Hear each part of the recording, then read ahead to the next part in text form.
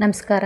ಎಲ್ಲರೂ ಚೆನ್ನಾಗಿದ್ದೀರಿ ಅಂತ ಭಾವಿಸ್ತಾ ನಾನು ಶೀಲಾ ವೀರಭದ್ರಪ್ಪ ಎಲ್ರಿಗೂ ನನ್ನ ಚಾನಲ್ಗೆ ಸ್ವಾಗತ ಕೋರ್ತೀನಿ. ಎಲ್ಲರೂ ಚೆನ್ನಾಗಿದ್ದೀರಿ ಅಂತ ಭಾವಿಸ್ತೀನಿ. ಹಾಗೆ ಇಲ್ಲಿ ಎಲ್ರಿಗೂ ಉಪಯೋಗ ಆಗಿರ್ತಕ್ಕಂಥ ಒಂದು ತಲೆಗೆ ಹಚ್ಕೊಳೋ ಅಂಥ ಒಂದು ಎಣ್ಣೆನ ತಯಾರು ಮಾಡಿದ್ದೀನಿ. ಆ ಎಣ್ಣೆ ನಿಮಗೆಲ್ರಿಗೂ ಉಪಯೋಗ ಆಗುತ್ತೆ. ನಾನು ಇದನ್ನು 3-4 ತಿಂಗಳಿಂದ ಬಳಸ್ತಾ ಬಂದಿದ್ದೀನಿ. ನನಗೆ ತುಂಬ ಯೂಸ್ಫುಲ್ ಆಗಿದೆ. ಸೊ ಆ ಎಣ್ಣೆನ ನಾನು ಯಾವ ರೀತಿ ತಯಾರು ಮಾಡಿದೆ ಅಂತ ನಾನು ನಿಮಗೆ ತೋರಿಸ್ತೀನಿ. ನೋಡ್ತಾ ಹೋಗಿ. ಈ ಎಣ್ಣೆನ ಯಾವ ರೀತಿ ಮಾಡಿದೆ ಅಂತ ತೋರಿಸ್ತೀನಿ.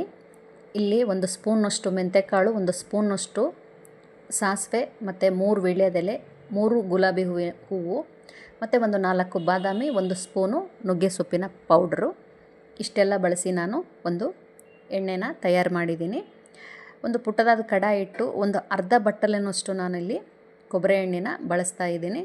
ಕೊಬ್ಬರಿ ಎಣ್ಣೆ ಜೊತೆಗೆ ನೀವು ಬೇಕು ಅಂದರೆ ಸಾಸಿವೆ ಎಣ್ಣೆ ಮತ್ತು ಔಡ್ಲೆಣ್ಣೆ ಇವೆರಡರಲ್ಲಿ ಯಾವುದಾದ್ರೂ ಒಂದು ಎಣ್ಣೆನ ಸೇರಿಸ್ಕೋಬೋದು. ಅವೆರಡೂ ಬೇಡ, ನಮಗವೆಲ್ಲ ಒಂಥರ ಜಿಗುಟು ಅನಿಸುತ್ತೆ ತಲೆಗೆ ಹಚ್ಕೊಳಕ್ಕೆ ಅಂದರೆ ಬರೀ ಕೊಬ್ಬರಿ ಎಣ್ಣೆ ಮಾತ್ರ ಯೂಸ್ ಮಾಡಿದ್ರೂ ಸಾಕು. ಈ ಕೊಬ್ಬರಿ ಎಣ್ಣೆ ಸ್ವಲ್ಪ ಕಾದ ನಂತರ ಅದಕ್ಕೆ 1 ಸ್ಪೂನ್ ಸಾಸಿವೆ, 1 ಸ್ಪೂನ್ ಮೆಂತೆ ಹಾಕಿ ಅದು ಎಲ್ಲ ಚಟಪಟ ಸಿಡಿದಾದ್ಮೇಲೆ 4 ಬಾದಾಮಿನ ಪೀಸ್ ಮಾಡಿ ಹಾಕಿ, ಈ ಬಾದಾಮಿ, ಸಾಸಿವೆ ಮತ್ತು ಮೆಂತೆ ಈ ಎಲ್ಲದು ಚೆನ್ನಾಗಿ ಎಣ್ಣೆಯಲ್ಲಿ ಹೊಂದ್ಕೊಂಡು ಅದೆಲ್ಲ ಸ್ಮೆಲ್ ಬರ್ತಾ ಇರುತ್ತೆ.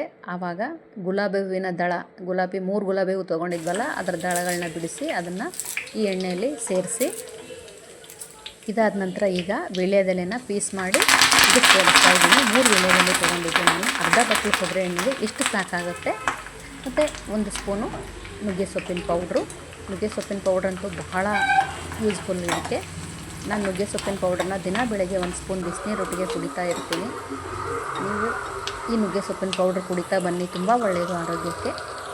ಇದಾದ ನಂತರ ಇದೆಲ್ಲ ಈ ಎಣ್ಣೆಯಲ್ಲಿ ಇದರಲ್ಲಿರ್ತಕ್ಕಂಥ ಪ್ರೋಟೀನ್ ಅಂಶಗಳು ಎಲ್ಲ ಎಣ್ಣೆಯಲ್ಲಿ ಬಿಟ್ಕೊಳೋವರೆಗೂ ನೀವು ಅದನ್ನು ಒಂದು ಸ್ವಲ್ಪ ಹೊತ್ತು ತಣ್ಣಗಾಗೋದಕ್ಕೆ ಬಿಡಿ.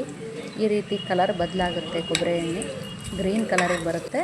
ಆವಾಗ ಇದನ್ನು ಒಂದು ಬಟ್ಲಿಗೆ ಸೋಸ್ಕೊಂಡ್ರೆ ನಿಮಗೆ ಈ ಎಣ್ಣೆ ತಯಾರಾಗುತ್ತೆ.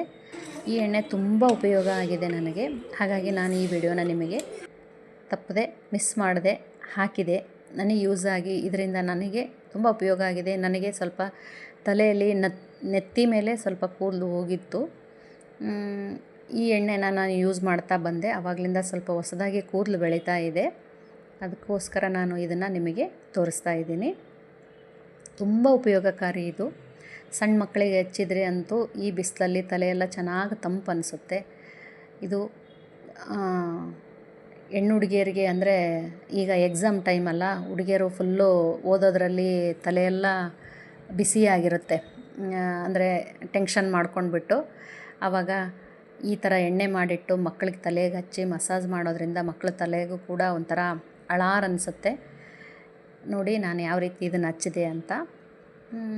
ಈ ರೀತಿ ಕೂದಲು 2 ಭಾಗ ಮಾಡಿಕೊಂಡು ಸ್ಕ್ಯಾಲ್ಪಿಗೆಲ್ಲ ಹಚ್ತಾ ಬರಬೇಕು. ಎಲ್ಲ ಕಡೆನೂ ಈ ಎಣ್ಣೆ ಹೋಗಬೇಕು. ಅಂದರೆ ಪ್ರತಿಯೊಂದು ಪಾರ್ಟ್ಸಿಗೂ ತಲೆಯಲ್ಲಿರೋ ಚರ್ಮಕ್ಕೆ ಪೂರ್ತಿಯಾಗಿ ನಾವು ಹಚ್ತಾ ಹೋಗಬೇಕು. ಈ ರೀತಿ ಹಚ್ಚಿದಾಗ ಅದರಲ್ಲಿರ್ತಕ್ಕಂತಹ ಖನಿಜಾಂಶ, ಪ್ರೋಟೀನ್ಸು ಎಲ್ಲ ನಮ್ಮ ಕೂದಲಿನ ಬುಡಕ್ಕೆ ಸೇರ್ಪಡೆಗೊಂಡು ಆ ಕೂದಲಿನ ರಂಧ್ರದೊಳಗೆ ಈ ಎಲ್ಲ ಅಂಶಗಳು ಹೋಗಿ ಕೂದಲರ ಬೇರು ಗಟ್ಟಿಯಾಗ್ತವೆ. ಹೊಸದಾಗಿ ಕೂದಲು ಕೂಡ ಬೆಳೀತಾ ಬರ್ತವೆ. ಹಚ್ಚಿ ಆದಮೇಲೆ ಒಂದು 10 ನಿಮಿಷ ನಾವು ನಮ್ಮ ಬೆರಳ ತುದಿಯಿಂದ ಚೆನ್ನಾಗಿ ಮಸಾಜ್ ಮಾಡಬೇಕು. ಮಸಾಜ್ ಮಾಡಿದಾಗ ತಲೆಯಲ್ಲಿ ಬ್ಲಡ್ ಸರ್ಕ್ಯುಲೇಷನ್ನು ಚೆನ್ನಾಗಾಗುತ್ತೆ. ಆವಾಗ ಇನ್ನೂ ಕೂದಲು ಬೆಳವಣಿಗೆ ಅನುಕೂಲ ಆಗುತ್ತೆ. ಈ ಮಾಹಿತಿ ನಿಮಗೆಲ್ಲರಿಗೂ ಉಪಯೋಗ ಆಗಿರುತ್ತೆ ಅಂತ ನಾನು ತಿಳ್ಕೊಳ್ತೀನಿ. ದಯವಿಟ್ಟು ಎಲ್ಲರೂ ನನ್ನ ಚಾನಲ್ನ ಪೂರ್ತಿಯಾಗಿ ನೋಡಿ, ಮತ್ತು ಹೊಸದಾಗಿ ನೋಡ್ತಾ ಇರೋರು ಸಬ್ಸ್ಕ್ರೈಬ್ ಆಗಿ, ಲೈಕ್ ಮಾಡಿ, ಶೇರ್ ಮಾಡಿ, ಕಮೆಂಟ್ಸ್ ಮಾಡಿ ಅಂತ ಕೇಳ್ಕೊಳ್ತೀನಿ. ಇನ್ನೂ ಹೆಚ್ಚು ನಾನು ಈ ರೀತಿಯ ವಿಡಿಯೋಗಳನ್ನ ಮಾಡೋದಕ್ಕೆ ನಿಮ್ಮೆಲ್ಲರ ಪ್ರೋತ್ಸಾಹ ಬೇಕು. ದಯವಿಟ್ಟು ಕಮೆಂಟ್ಸ್ ಮಾಡಿ ಅಂತ ಕೇಳ್ಕೊಳ್ತೀನಿ. ಮತ್ತು ಮುಂದಿನ ವಿಡಿಯೋದಲ್ಲಿ ಸಿಗ್ತೀನಿ. ಅಲ್ಲಿವರೆಗೂ ಥ್ಯಾಂಕ್ ಯು, ಧನ್ಯವಾದಗಳು. ನೋಡಿ ನಾನು ಇದನ್ನು ಹಚ್ಚಿ ಒಂದು 2 ತಾಸು ಬಿಟ್ಟು ಸ್ನಾನ ಮಾಡಿರ್ತೀನಿ. Thank you.